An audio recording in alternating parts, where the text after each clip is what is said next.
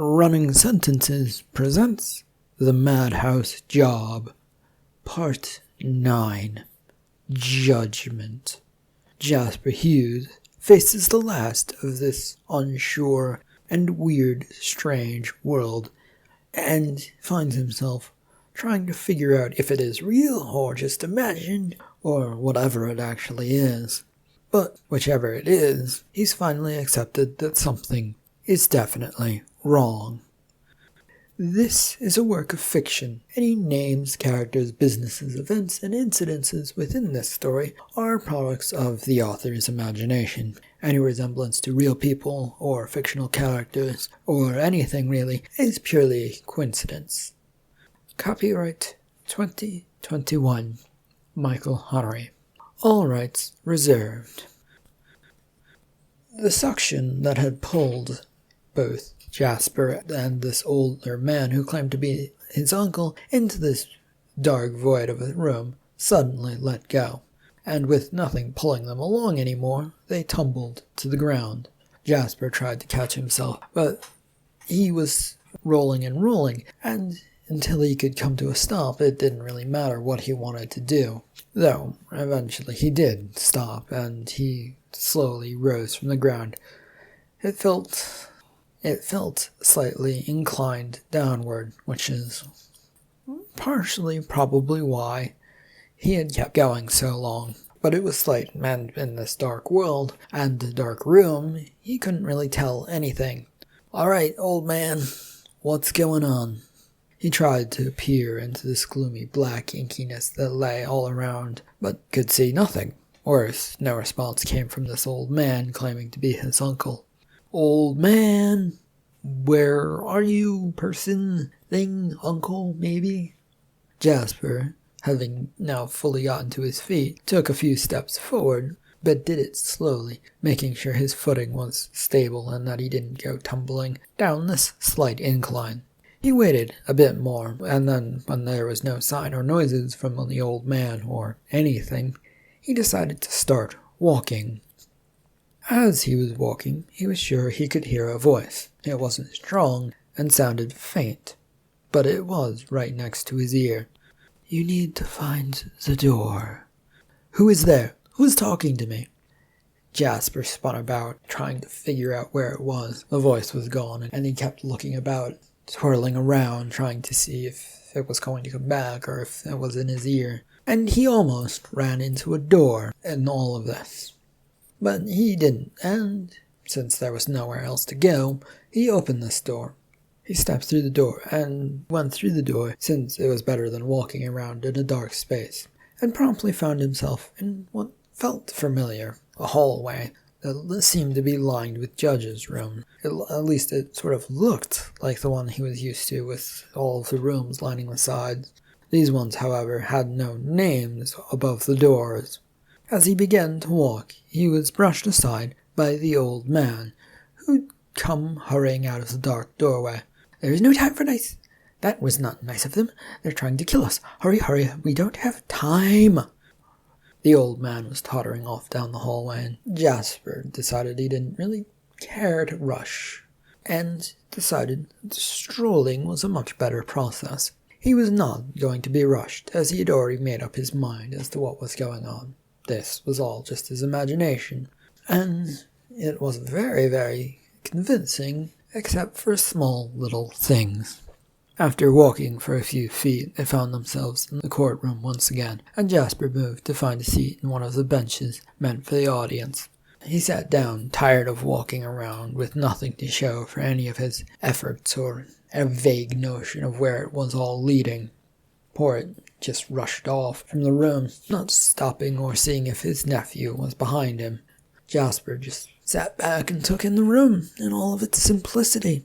Everything had a pinewood feel, freshly made and still pale looking. It clashed with the whole idea he had for this world, that it would be fancy and different and weird and interesting.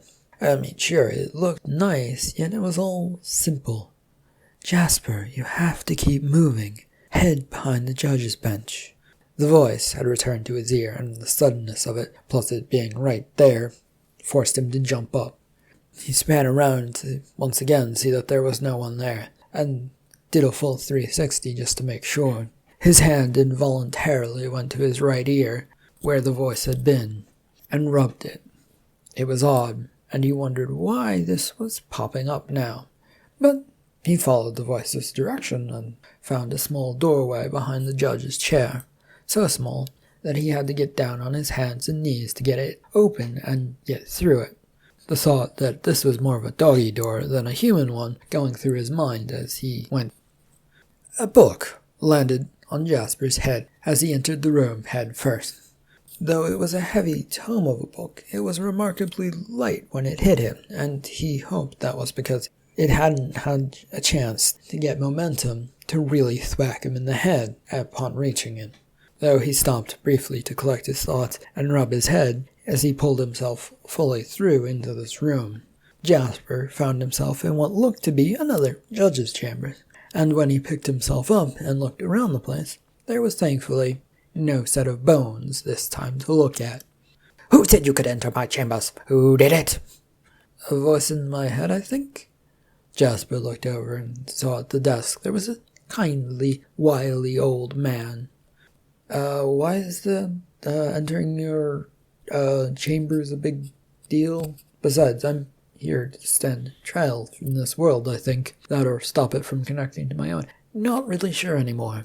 This wily old man in judge's robes sat near one of the many bookcases behind the desk and glared at him. He had another book primed and ready to throw, but the old man's arms didn't seem to be wobbling about, and Jasper promptly went over and took the book from him before he could throw it. "I've heard nothing of this. A trial? Who is the judge? Who is bringing the case? Am I the only judge left?" "I don't know, but shall we go find out?" "Yes, I shall go get to the bottom of this." With a swish of the robes, the man, who Jasper presumed to be a judge, exited to the right of him, with him right behind him, and for once he was actually curious about where this was all going. They'd left the office and walked down an extremely short hallway and entered another room, a cafeteria that was filled with tables and the bones of former people, maybe, or former people-like creatures of this world. There was nothing going on here, and one could probably drop a pin and hear its echo bounce about the place.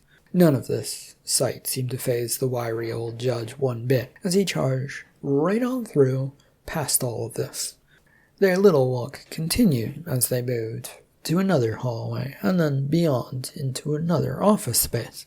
Here Jasper found a library of an office, filled with more books on law or something, and plus a collection of elderly people sitting around a massive table in judges' robes. They all appeared to be busy reading books as this old man in his robe and Jasper came in. The old man that led him there slapped his hand down on the table. "Who ordered a trial?" The group all slowly turned to look at the speaker, who was now slapping his hand against the table again. "We have a man here who's claiming he needs a trial. Why has no one informed me?" The slapping finally came to a stop, and they all were now staring at one another. Finally, one of them, slowly and steadily, rose from her chair. "What is the name of this case?"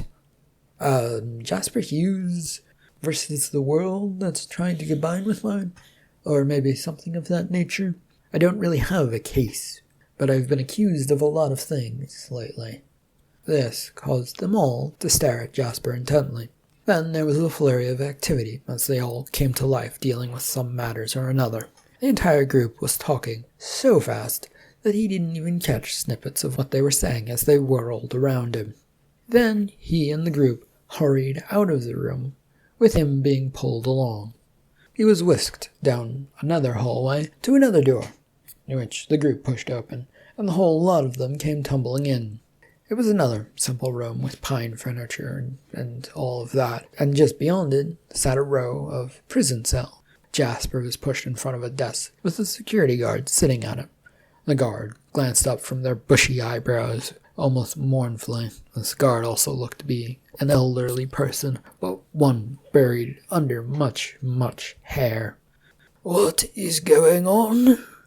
We have a case, and we need to charge this one with crimes before we can hold the trial." The entire group pointed directly at Jasper, who found the whole sight amusing. This group had to point at him to get the point across. He could only shake his head at this. "Okay, cell 1 is open for use, but don't leave a mess."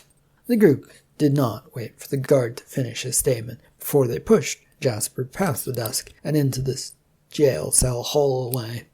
They were soon in this hallway and behind the desk where all of the jail cells were located. This group then forced Jasper into the first one and slammed the door shut. Jasper, of course, moved about the cell to sit down on the bed, and when he turned to sit, he was surprised to see that the group was still standing there, watching him. "You, Jasper Hughes, have been charged with the high crime of interrupting the great combination of worlds. This has caused a great number of deaths, and it has brought in a third world. You will be tried for your crimes." The cell door was then opened again, and a couple of elderly people rushed in to try and pull Jasper out. They did not have much success, and he stood up all on his own, allowing them to not have to work as much as they let him out. To the amusement of him, they next brought him to another set of jail cells, though the sign above these ones stated that they were a courtroom holding cells. He was again pushed into a cell, and then, apparently following procedures, taken right back out as they rushed through the ceremonies of doing a court case. At least he hoped that was all what this was leading to. Otherwise, well, it was all a lot of energy to waste on something silly. They also seemed to have lost a person or two along their journey, and you wondered if they were all right, or if they, too, had become piles of bones. Their next stop was in a long line before a door. The first judge that he'd met in the very fancy rooms was at the very front of the hallway, with Jasper finding himself in the middle of this gaggle of old people. The odd precision carried onward as they entered into this room beyond. Jasper found himself finally in a courtroom, and sighed with a sense of relief washing over him. This was all soon to be over, and he could clearly see the end, as the bright lights and pine furniture just made everything felt new, and smelled new. This place felt comfortable, as he was pushed before the defendant's table. The first judge quickly walked over to their bench and sat down, gaveling the procession into session. "Hear, hear. I am calling this trial into session to see if the person, the accused, deserves bail. Prosecution, your arguments, please." "We demand that no bail be given, and that the court send the client right back to jail." "Very good. Defense, what is your arguments?" Jasper looked around, realizing that he had no attorney, and so he stood up and shrugged. "Whatever gets this done and over with, the sooner the better." Good, good. The defendant shall go back to jail until the trial starts in 5 minutes." What was left of this whole group moved to rush back out of the room, and Jasper found himself being tugged once again along with this ride. He was pulled out into the hallway, but this time there were even fewer people, with one of them even vanishing into dust and bones as they exited, and the sight happened right in front of him outside of the courtroom. It was terribly unsettling, and he wondered why they were going through all of this, since they already seemed set on a ruling. He was guilty of trying to stop all of this, and he would never deny that. Not now, anyway. It was pointless, rather, and it just didn't make any sense. They, however, had proceeded not back into the courtroom, but carried on down the hallway. Jasper found himself pushed into a room, with none of the elders following in. Across from him sat the man in the judge's robe, who he guessed was the first judge he come across, but at this point he wasn't really sure. "What do you plead, young man?" Guilty. Why aren't we doing this in the courtroom?" "It is all much simpler here. We can do everything here." The prosecuting attorney busted into the room. He looked about and then scurried over towards a chair across from the judge. Jasper remained standing near the door, just not moving. Why waste the energy? Apologies for my lateness, but it is our style. Now, shall we move forward with the trial? To the sentencing. The old man, who was the prosecutor, turned and glared at Jasper, who shrugged in return. He has admitted his guilt to me, so we do need to move on. Fine. Onward we move, Judge. However, as the prosecutor stood up, he, too, turned to dust, and his bones fell back into the chair. Quickly, Mr. Hughes, follow me. And out the judge went through the door in the back of the room. Soon they were back in the courtroom, with fewer and fewer elders being around, and more skeletons lying about the place. Jasper noted the heavy scent of fresh pine that seemed to be growing every time he entered the courtroom. He went over to the defense table and sat down on it, while the judge hurried over to his bench. Right, 1 foot, then the next. Judge, old boy, no need to rush and turn into dust.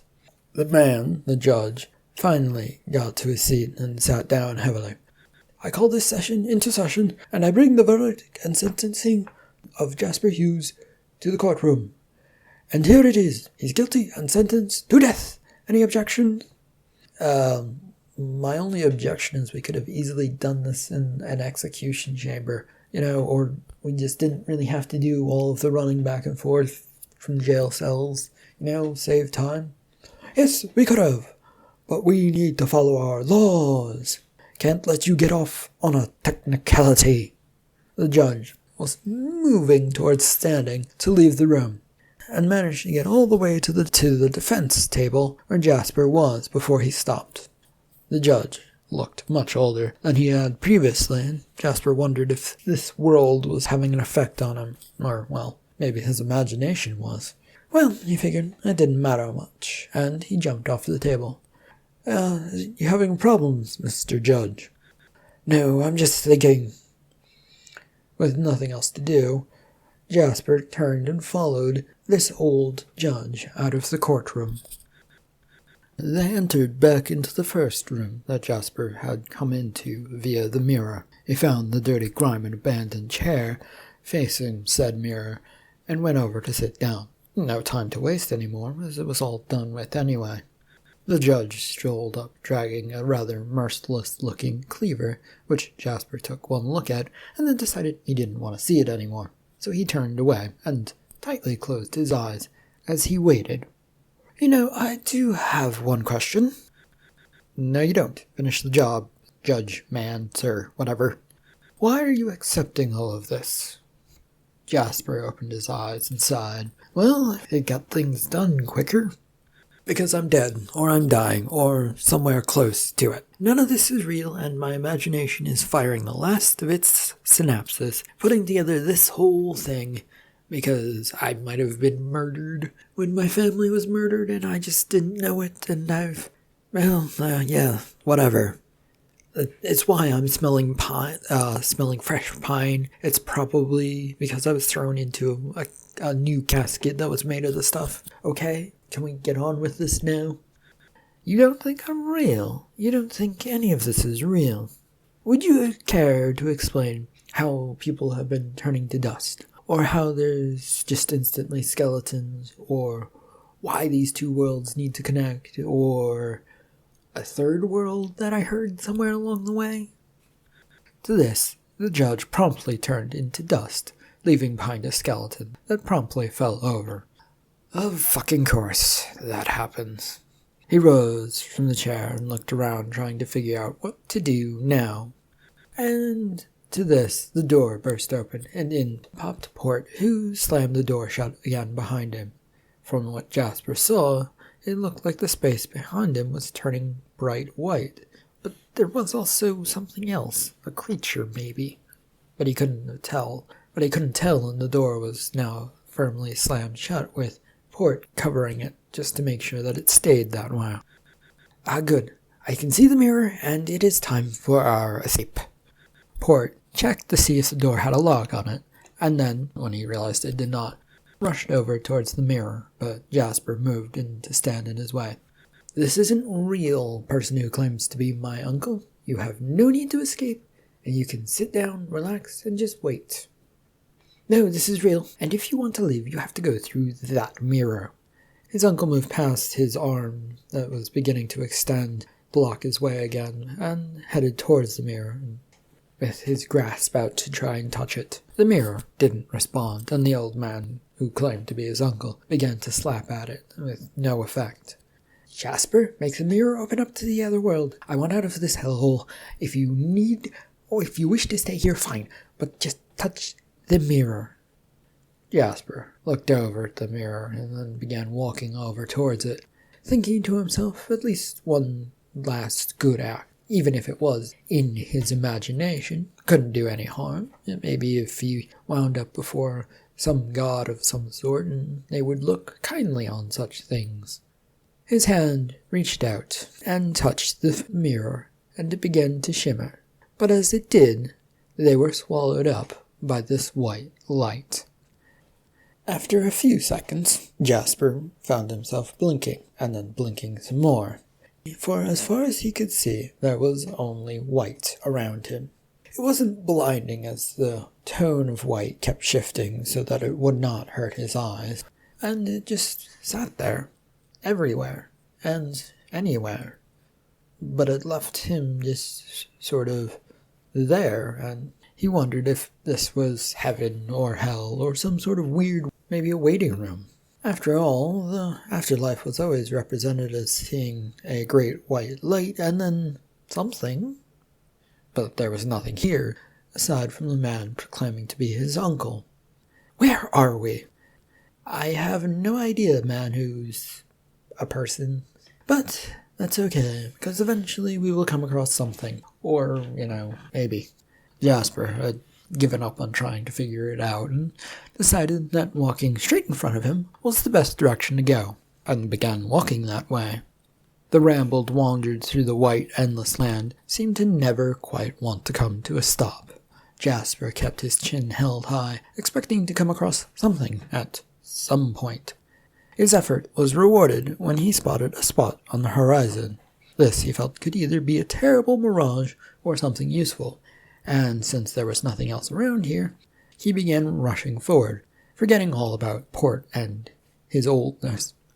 Jasper's feet carried him to a golden gate that had puffs of clouds and a podium beside it. There, however, was no angel or anyone living or breathing aside from him and Port, who was pretty far behind him at this point. There was, however, a little summoning bell with a button on top at the podium, which was too tempting to pass up, so he pressed it a few times and waited. He was still standing there, waiting for something to happen by the time Port had managed to get to him. What's this? Dunno. Looks like an abandoned gate of heaven, or with some bell to summon angels or something, if we were allowed in, but no, I don't think, it might not be that at all. Might just be our imaginations. It's something, though. We're dead? Maybe. Probably. I think I am. I don't know, but there is a possibility that I've crossed over to the other side, and my imagination is carried with me. You, on the other hand, well, you might be a part of my imagination, or I have no idea why you're here. Why? Go away. He waited a while longer and tapped the bell again to see if anything else would happen. Nothing was happening, and Port had gone over to the gates to try and open them. They didn't budge, and he began to rattle at them to try and get something to happen. And while this was amusing to watch, Jasper was bored and began to look around. Jasper, you have to keep moving. He spun around at the voice, trying to place it. He'd heard it in the weird mirror world, and now here? There was no one else here aside from Port. He racked his mind, trying to place the sound and tone of the voice. It sounded familiar, yet he couldn't place it. So he took its advice and began to wander away from this silly, unmovable gate. After all, what did he have to lose? A moment, a place in heaven? Well, that would suck, but oh well. Some time later, and further away, he found 2 doors had popped up in front of him, with the signs Heaven and Hell written above them. Jasper had come to a stop staring at them, and waited for the voice to come back. Port, who had followed him after a few minutes, had gone straight to both doors, trying both handles, but neither did anything. "Keep going." The voice, he was sure, was coming from his right again, but there was, of course, nothing off to his right that he could see. With a slight frown, he decided maybe off to his right was where he needed to go. The next thing he would come across when walking away from the last object looked very much like lost pieces of a sex dungeon, with lots of chains and ties to walls and devices that made things kinky. Not that Jasper would claim any knowledge of such things, but he did stop and stare for a second, admiring the odd sight, before deciding that, this was not for him, and he kept going. His wanderings next took him towards a pool after the sight of the sex dungeon had disappeared, which he didn't expect at all to see as he walked right up to the side of it.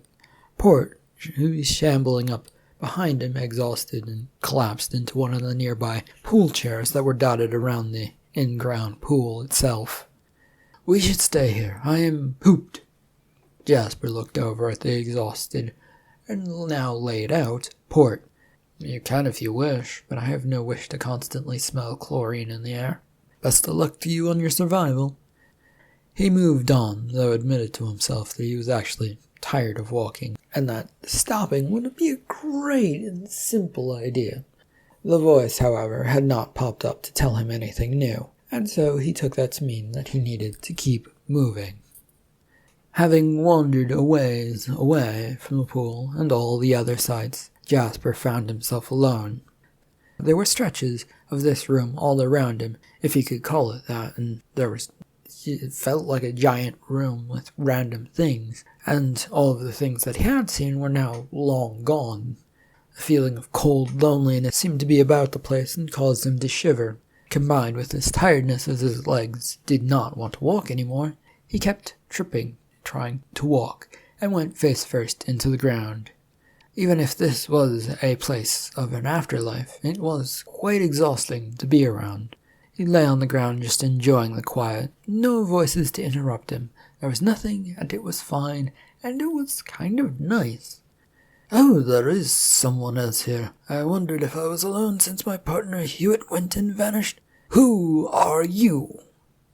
Jasper wondered if he could just lay there and this voice of Sebastian Locke, he was pretty sure though who it was, would go away.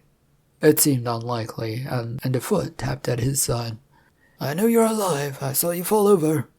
"It's Hughes. Jasper Hughes." He slowly got up and looked into the eyes of the man who'd run the mental hospital. The face on the man fell into a snarl of disappointment upon seeing this. "Oh, yes, I think this complicates matters." "What does?"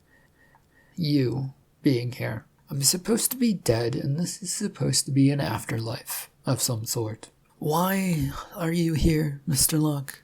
You had your life extended, and, were you not executed by the people in that second world, or—" "None of this makes any sense." "That's none of my concern. I only want to find a way out of here. If you're dead, go away."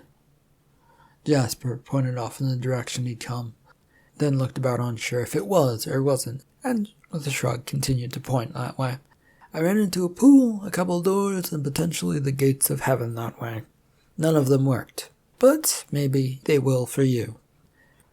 "You'll need everyone if you want to leave." He sighed. The voice was now back and wanted things from him, and well, saving two people who hadn't exactly been nice to him. He rose from his seated spot on the ground, his legs still a bit shaky. "My Uncle Port is probably still by the pool, and it looks like we might need your partner, Mr. Hewitt, to get out of here." "And how do you know that?" "Well, you can either believe me that I've gone mad, and I'm hearing voices, since the voice is nice and has asked me to do things for it, and, well, it's kind of helped out, so why not indulge it and see where it goes?" Shaking his legs out, Jasper headed off to try and find the pool. To his surprise, it did not take long at all to find this pool once again, and the two men came up to the edge where Port was making laps up and down the length. It's time to go, Uncle Person.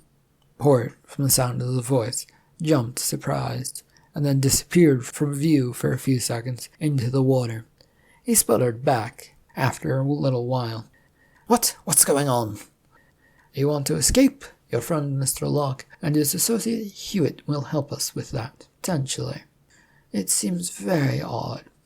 But whatever. I just had a thought and it's not going to help us. But that's fine, I think. Port had settled down a bit from his little jump scare and swam over to an edge and got out of the pool. He was still fully clothed, and Jasper blinked a few times, trying to figure out why. But it didn't really matter to Port, who didn't seem the least bit bothered by any of this as he grabbed a towel from one of the pool chairs and then came over towards them. Where's the other one? What's his name? You mean Hewitt, my partner. The one you have worked with to bring all of this about? Oh, yeah, sure, that one. But, yeah. No, I think all of us worked together to bring this about. We don't know where he is either, so we're going searching and you're coming to help. So off we go. The trio wandered about the white room looking for anything. This time, though, nothing appeared, and all of their walking was beginning to weigh on them as they trudged their way onward, further and further into white space, their legs carrying them through this wasteland area. They had stopped bothering to look at where they were going and just headed off in any old direction. Jasper felt one foot moving in front of the other as he bumped into something, and then looked down and saw a little cart with some vials and beakers and a few other sciencey things, which he could not make any sense of. His glance moved from the cart in front of him to see a full working laboratory, one with Hewitt lying on a table working on his mechanical body. Oh, we found you. That's a surprise. Hewitt jumped up and brought up his mechanical arms, balling up his fists at the end to be ready to fight. He seemed ready to fight, and he looked it, and, well, he seemed well rested as well. This annoyed Jasper, who felt he hadn't gotten a rest in quite a while. Ah, my partner, what has happened to you? Sebastian Locke went over to his friend, giving the mechanical man with a bowl for a head a hug. I have been busy fighting. I ran into a creature. But, let's... Then the two wandered off together, talking in whispers. Jasper watched them go off and sat down to rest and close his eyes. He wasn't sure if he'd been asleep for very long or not, but the sensation of being moved along and being dragged by his legs became very apparent to Jasper. He at first wondered if he should open his eyes and demand to know where they were going, but since the floor was smooth and they were moving at a steady pace, he decided just to go back to sleep, since, well, he was being carried somewhere and he couldn't exactly stop them, could he? When the pulling came to a stop, he felt his legs suddenly being dropped to the ground, and Jasper figured that someone had stopped for some reason. So he opened his eyes and sat up. In front of him were the three older men who were gathered around 4 mirrors. The way out! Yes, it is. Our escape will be grand!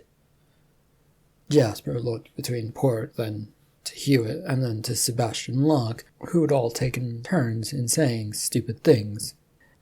The 3 lumbered forward, heading for the mirrors, but none of them heading for the exact same one. He continued to sit there and watch what was going on with a frown. This seemed simple, and it was obvious that they had to pick the right mirror or face some sort of consequence. He continued watching them for another minute as they stood in front of their respective choices for a mirror. The 3 were all glancing at one another, trying to figure out if there was any difference between the ones that they had chosen, and they all looked rather defensive about their choices. So, are you 3 happy with your mirrors? Yes, of course. Why? Sebastian swung about suddenly, as did Port. Yes, why? Doesn't it seem like the classic problem We all have to make a choice about which is the right mirror, and so on. The three backed away from the mirrors and began examining them carefully, but now with a bit of distance. Jasper finally got up from his spot, and he walked over to his uncle, Port, who he pulled off slightly to the side. "Uncle, I have a minor question for you." "Oh, yes, what is it? What is it? We need to worry about the mirrors more than about us, or whatever this is." "I was just thinking, Johanna said something that triggered my mind. And there's a Habit Hughes." Yes, what of him? He's your grandfather, isn't he?" "Isn't he?" Yes, he is. He's my father and your grandfather. And you aren't my uncle, are you?" "I have no idea what you're talking about. I'm going back to the mirrors." Port quickly went over to the mirror again and was examining it, but was pulled away by both Hewitt and Sebastian Locke, who worried that the wrong mirror was going to be chosen. Jasper decided he too wanted to go take a look over at them, and so he happened to walk towards the only mirror that the others had not gone near. It was a simple thing, with no fancy backboard or sides, just a simple metal frame. And then he decided to move on to the next one, which was a bit fancier, but still simple. It did have a fancy stand to hold it up, as where the first one was just floating in thin air. Then he moved on to the next one, which had a fine wood carving that surrounded the mirror, and the mirror itself was a bit smaller compared to the wood that just sort of dwarfed out. But it too was also just floating. And finally, the last mirror, which was ornate with gems and iron and wood all surrounding the sides of this one, the pieces of wood and iron curling around the gems, which were placed carefully around this mirror to make it look very fancy by all appearances. And this extended from the sides all the way down to the base of this mirror, which had a stand which it sat on. His look over the mirrors completed, he walked back over towards his associates, who all looked at him curious. "Well, Mr. Hewitt, I haven't the faintest idea if there is any difference between them. All I can see are mirrors." The four wandered about the area, looking at the mirrors and trying to figure out what to do now, as Jasper wandered in front of each of them, carefully, but not touching any of them, just in case that they sucked him in and he'd wound up somewhere he didn't want to be. He wasn't sure where that theory came from or why it was in his mind, but he also didn't want to rule it out since it was there. The fact that he was in sort of some strange white world, maybe a purgatory or something, and this place was just on and off and just weird. "What if it isn't that we're all to agree on one mirror, but we each have to choose the right mirror for us?" They all looked over towards his uncle, Port. "That sounds brilliant, Port. Now which one is it, old Port, old pal, old buddy?" Jasper glanced over at them. His uncle had claimed not to really know these men, but he didn't speak as he looked over towards Port, waiting for his response. "Well, you would be the fancy one, with the gems, since you're partly robotic and fancy, Mr. Hewitt. Sebastian would be the slightly fancy wood one. I would be the simple yet fancy one, with the stand. And that leaves the last one, well, we don't really care about that now, do we?" The two others nodded in agreement, and then looked at their mirrors, and then shook their heads. No, this wasn't exactly right. "I feel like I should get the fancy mirror. I, Sebastian Locke, have been managing things for years. It suits me much better." "No, it doesn't, Sebastian. It suits me. I am the robotic man. The other mirrors just don't sing to me or call to me. They don't say anything at all." Their argument meant nothing to Jasper, who took another turn of looking at the mirrors, trying to see if they would reflect something other than himself in the group. He found himself passing one way then the other in front of them to see if any changes would occur, and finally on one pass he came to a stop and then reversed.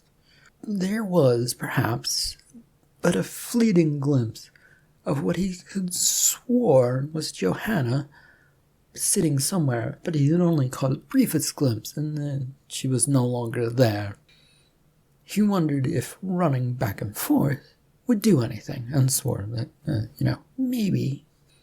And so he began to do this. And he began to see something, but he wasn't exactly sure if it was Johanna sitting on the edge of a tub in a bathroom. Kinda looked like the motel they stayed at, maybe. He couldn't tell and was running out of energy. So he slowed down, and she was once again gone from sight. His uncle came storming over. "What are you doing, Jasper?" And Jasper slowed further down and began walking about, trying to collect his breath, as he turned to his uncle, who was now next to him with his hands on his hips. "What was all that running, and are you trying to get an advantage on us? Figuring out which mirror is yours?"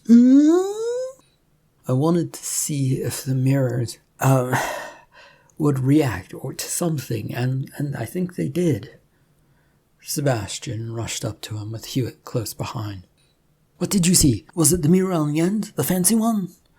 It was the simpler ones. I couldn't tell which one since I was, running, but and things turned into a blur. As for what I saw, well, I saw Johanna Locke, which brings about some questions that need to be settled. Questions will get us nowhere, unless they involve the mirrors. No, they will settle some things, Sebastian. Or they might give us a clue, I think, now that the scratching noise that started all of these. What I think we might be able to do, but I need to know what you three know. The scratching noises that started the stories in the hospital, what were they? Hewitt and his mechanical pumps of a body hissed and came closer. Well, the simple answer is that when the two worlds combined and then sort of reject, now slowly coming back together, the other side had some things. They said that there was something else there, and that they needed people from our side to help keep them alive.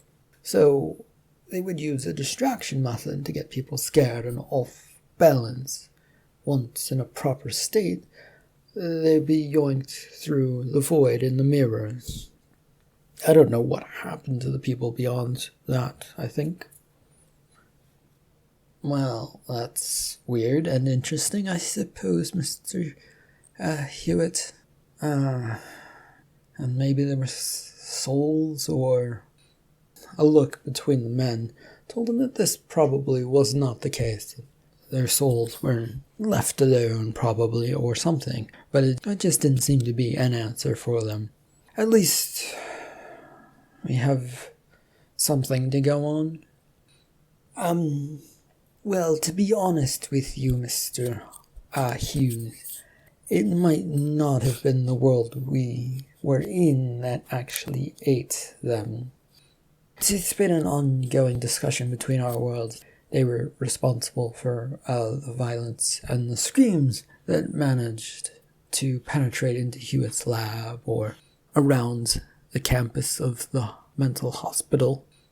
But this second group of people that we were trying so hard to bring back to us never really admitted it was them, or if it was someone else, or, well... Port finally politely coughed as he too wanted to join in on divulging information. From the research I was able to do, they told me, it's the third break in the world. When the two worlds combined, they blew apart, and apparently there was a rip or something, and one that the other side knew about beforehand or something, potentially, but they didn't want it to be known about, and... That's just what I found out from that woman, the Miss Doe. Jasper was trying to take this all in and shook his head. It sounded weird. And, well, weird seemed to be the rule of the game, so maybe it was the truth. Okay, gentlemen, one last question then. if we started scratching at the mirrors to make a noise and see if that will affect anything, or maybe Mr. Locke's daughter can hear us through that? And did she get caught up in all of this time wibbly madness that you have created? No, she did not. I fell in love with a woman 30 years ago. We married, and Johanna was born, but my wife passed away due to complications. Why? I just needed to make sure that I know everything and I have everything correct. Third world, second world, scratching madness, and your combining of worlds. Yeah, just go tap on the mirrors or something. The three then moved over towards their mirrors, but they were hesitant, and so Jasper eventually found himself in front of one of the simpler ones, and to try and lead them over to doing something. Port even scratched at one, and they all began to tap at their respective mirrors, but the scratching noise, but nothing seemed to be happening, and the scratching noise that Port was creating using his nails was earning him dirty looks, namely for the awful noise that it created. So he stopped and went to tapping. They kept this up for a while, with little results for their efforts, and Jasper was the first to stop and step back so that he could stare. If there were any changes, he couldn't see it, as the rest of them also began to stop and look and see what was going on. Then, in a flash and a glimmer, he swore that he saw the simple but not simple mirror flash something. He pointed at it. There, we go there, and hope for the best. He ran for the mirror, not thinking anymore, as if it was all for naught. He wanted to make sure that he at least took this chance to get out. A chance between life and wandering in a wasteland of whiteness, of death and boredom and whatever it was. He didn't need a second thought about it or a second look. He could only hear his uncle protesting. "Are you sure?" He heard those words as he hit the mirror at full speed. He was sure that he slipped right through the mirror as he was flying through, because his eyes were wide open, and, well, they shouldn't be if he had hit the mirror and just shattered it. So this was a nice change, and the sight he saw just beyond the glass was colorful and nice, and it also was filled with horrible-looking humanoid creatures that were jumping at him and on top of one another as he flew through this air and space, and found himself heading towards another mirror. And then, in a flash, it was gone. With surprising force, what had felt like flying suddenly turned into a terribly physicked momentum as he found himself facing Johanna, who was sitting on the edge of a tub in the motel bathroom. There was no time to turn or stop himself as he headed right for her, though he did his best to try, but, flying through the air doesn't really help. She was so surprised that she fell backwards into the tub as he went into the opposite wall and then awkwardly came to a landing on top of her. Ow! Ow! Ow!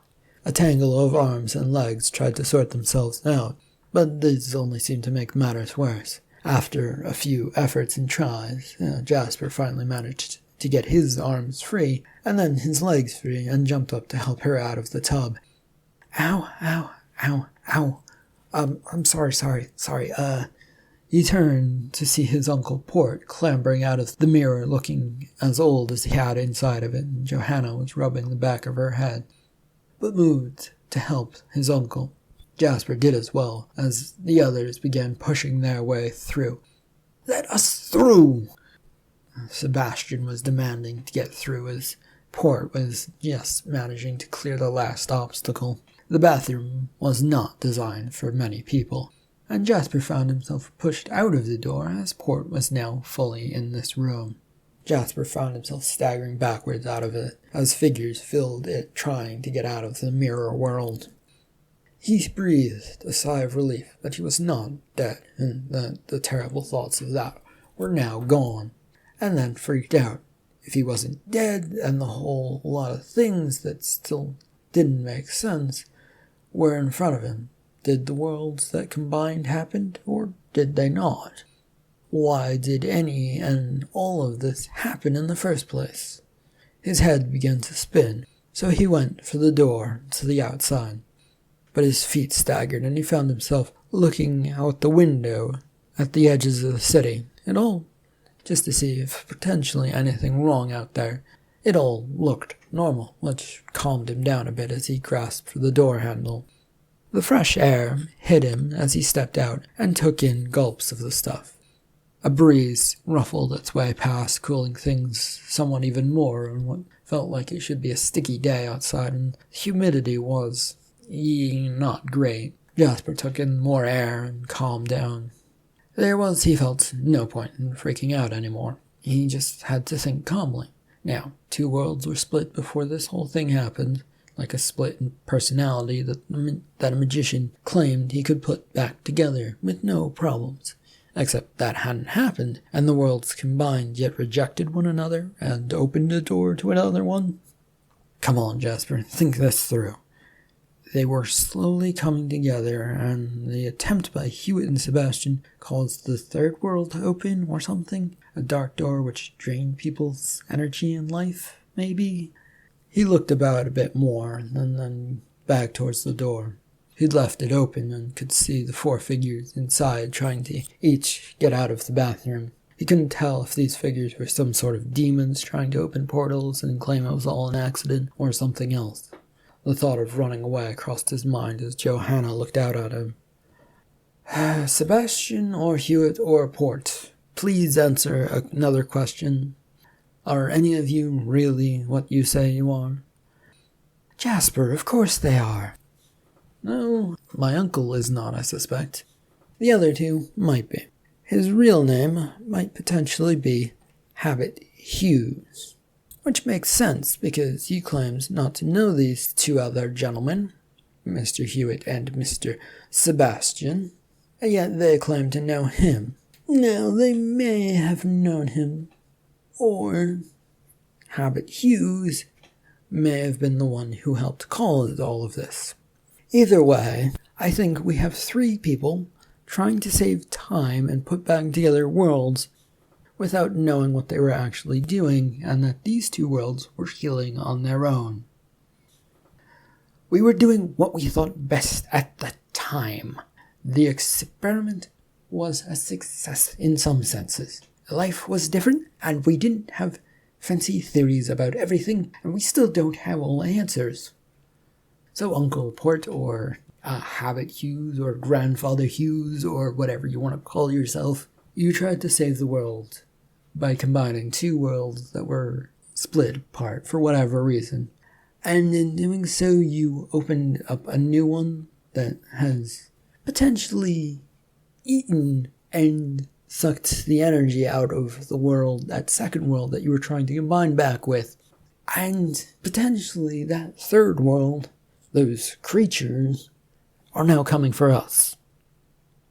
No, you closed it, sir. Mr. Locke, I did nothing of the sort. The world, that echo of a world, or whatever it was in the mirror, that between the mirrors. I did not close anything between those 2 doors, and I didn't even close the original world. That just flashed white light. Sebastian and Hewitt both glanced towards the bathroom, as if hearing a noise. Jasper was now filling the doorway so that nobody could escape, as he'd gotten incredibly frustrated with trying to figure out what was going to happen next. Oh, well, Mr. Hewitt, it seems we need to go close it. Johanna, I think you need to step outside of this room just in case. I think I might know of our way of closing this off, but it shouldn't involve you. Mr. Hewitt, I told you we should have tried to do this years ago. Oh, shut up, all of you old blithering idiots, and get into the bathroom. The monsters need to eat the source to close it all off or something. Our years of research already showed the way.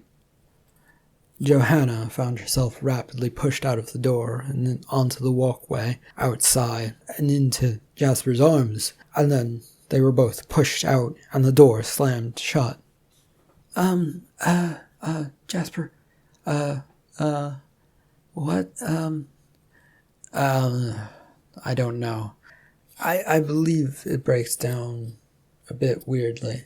The three men, or my uncle or my grandfather, whatever he actually is, decided he'd seen another world. One that he thought was a split from our own. I think, and I'm just guessing, this is just out there, but deja vu. I think he saw a deja vu moment where two worlds collide for a minute and then split apart, and he thought that the worlds were actually one. And so he convinced your father and his co-worker, Mr. Hewitt, to try and combine the worlds, which caused a fracture and split the worlds apart, and caused much weirdness to happen, because what happens when you try and combine things? They react, and equal or greater reaction, and somewhere along the way a third world opened up, or door opened up, and it had monsters in it, and those monsters came to the second world, and the second world tried to use people from our world, and, well, this is just weird in story, and I just don't know anymore. Perhaps we should just leave it alone, maybe? Why, maybe, leave it alone? As Port, or my grandfather Habit said, these creatures were chasing the source of the opening, the thing that caused it all. I did see those creatures when I crossed over between the mirrors, and they did not look very pretty. So, hopefully, if those three go into the world, or that window, world between the portals, between the mirrors, or whatever it is, they can find the shut-off for the door that opens them, maybe. All hopefully, anyway. He'd been staring at the door, waiting for strange noises to come out. Nothing had come, and he was glancing over at her. She seemed completely lost and zoned out, and was also staring at the door. "So what do we do, then, Mr. Hughes?" "Well, I don't really know, but I say we keep doing what we were doing, traveling as far away as we can." With a gentle hand, he guided her down the walkway, as he continually glanced backwards, expecting the door to burst open to the hotel room or the motel room, or just something to happen. Nothing did, and so he sped up his walk, just hoping to get down to the car and getting as far away as they possibly could. End of part 9, and the end of the Madhouse job, potentially. Thank you for listening.